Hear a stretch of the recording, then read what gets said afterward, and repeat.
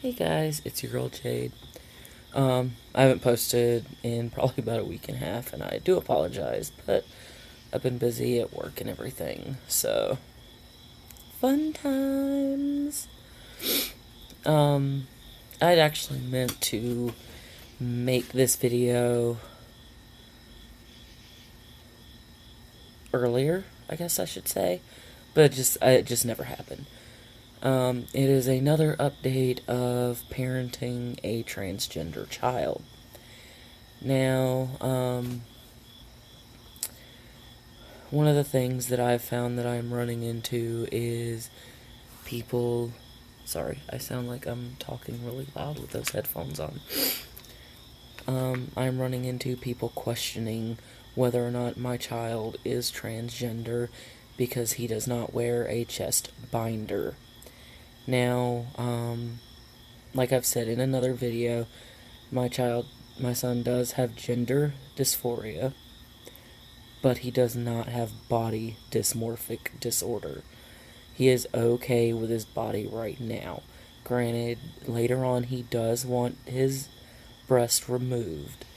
As for bottom surgery, right now that's a no. He is okay with what he has. And eventually he does want to get a packer so that he can pee while standing up. Or at least look like he has a bulge, I guess. But he kind of likes the idea of peeing while standing up instead of going to the bathroom and just sitting down all the time, like females do. Now I'm not pushing the binder because the fact that he is more top heavy than most 12-year-olds, which unfortunately comes from me. Because I am more top heavy than most people. And because I wear corsets when I LARP, I know, just the pain of wearing the corsets for long periods of time. Because in LARP, I would go out at 11 o'clock in the morning in this corset and not go to bed until 4 or 5 o'clock the next morning, and I would be so ready to take that corset off and just be like, oh my god. And you're not really supposed to wear stuff like that for that long of a time frame. And also because we are doing homeschool, he is not too worried about wearing a binder at this time. But I do worry about the chest constrictions and everything. Oh, excuse me. So yeah, I kind of sorry. There's a car coming, but I kind of do worry about binding the chest, and just end up doing it wrong and things like that. So right now it's not that big of an issue, but because of it, there are people like I know somebody who has friends in the LGBTQ community who are like, well, maybe she's just maybe she's not transgender, maybe she's just a very butch girl. And I'm like, okay, you guys don't know my child. And one of these people used to just do his hair back before he let us know, hey, I'm in the wrong body. You're not a therapist. You didn't go to any of the therapy appointments and all this other stuff. So who are you to say that my child is or is not transgender? And I know it shouldn't piss me off because I'm going to deal with it a lot. But it does piss me off that people are like, well, maybe your child is not transgender. She is just gender neutral or whatever. No, we've already gone down that path. We've tried the tomboy thing back before he let me know, because I was like, I had the same thing of maybe, because my thought was, oh, your girl's just a little tomboy like you were, but no. When the whole depression and suicidal thoughts came into play, I was like, okay, yeah, we definitely need to see a therapist And then the I'm in the wrong body is like, okay, now we need to see a gender therapist who specializes in that and anxiety and depression. And then I have people like, well, like these same people going, well, you need to go get another opinion about it and all this other stuff because that kid needs to be going to a therapist and they're not going to one right now. I'm like, well, yeah. One, I have to find one that is covered under my insurance because I am a single mom. I work full time and I'm able to pay my bills. But I don't have the money to fork out $150 for like an hour session every week. Every week. I don't have that money. It's like, I'm a single mom. I'm not getting child support. I'm not even worried about getting child support anymore, which is just a whole other spiel that I'd rather not go into.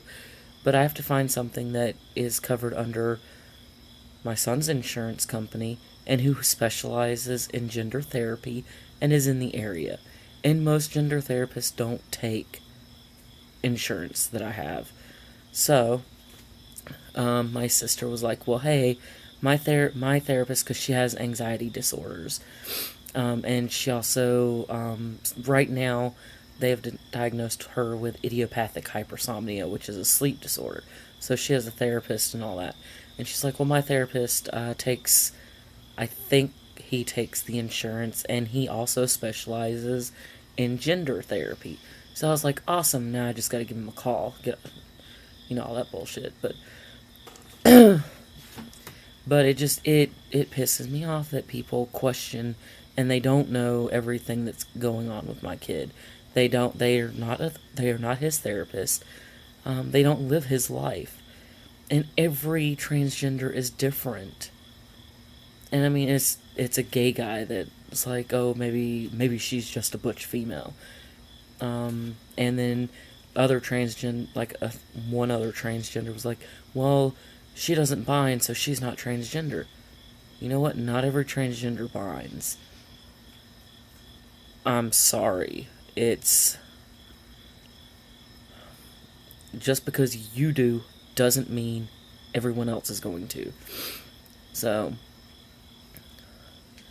it's like a step forward and then a step back, and 2 steps forward, 1 step back on just everything.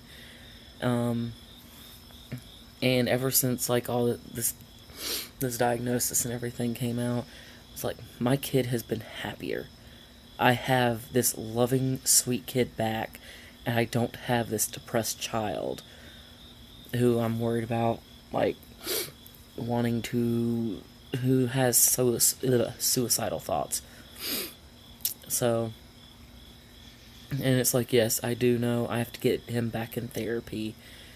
And it's going to be a rough road because of the last therapist dying all of a sudden at like 35 years old.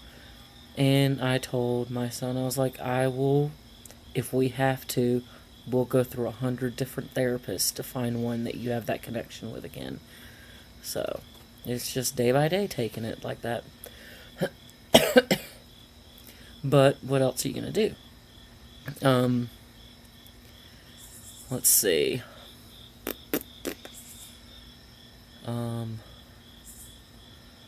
I'm exhausted, so my brain is like, so.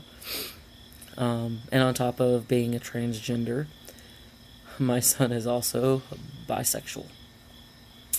Yeah, I found that out because I had asked about the last boyfriend he had. Because he got the boyfriend before all this came out, and the boyfriend was like, "Oh, well, I'm gonna support you through everything, no matter what." I was like, "Oh, such a sweetheart." And then come to find out, his mom did not like Travis because something about my son is causing her son to be all defiant. Basically, I've never been in the situation with my son where, like, before the whole coming out, letting us know, when I still thought I had a daughter.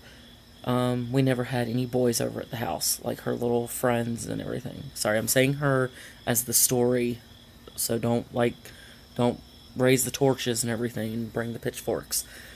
Um, and we never had any boys over to where they would go into her room and play video games. We never had that.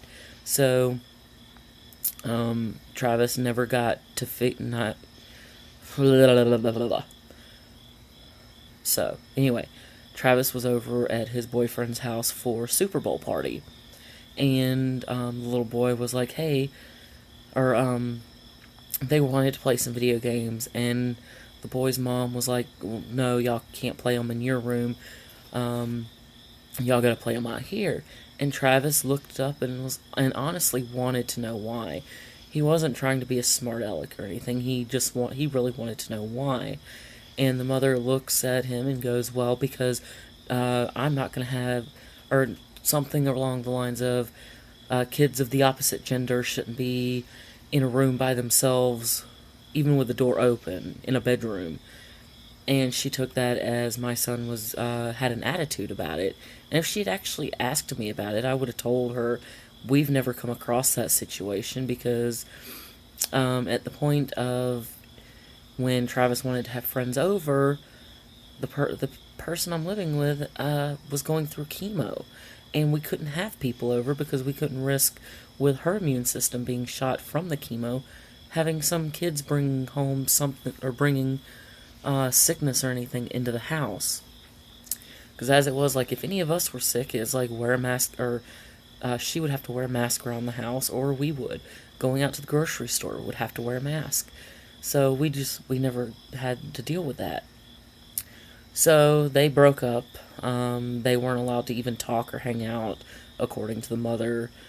And then my son got a little girlfriend, and I've met the little girl. She's this cutest little thing, like, comes up to his shoulders, basically. So, yeah, my kid is bisexual and transgender. And you know what? I don't care. He is the light of my life, basically, and I wouldn't change anything about him. So anyway, that is one like the that's another adventure of a single mom of a transgender child. Anyway, guys, if you haven't already done so, hit that subscribe button, and if there's any other videos you want to see me do, leave a comment down below. And bye. Love you. Deuces.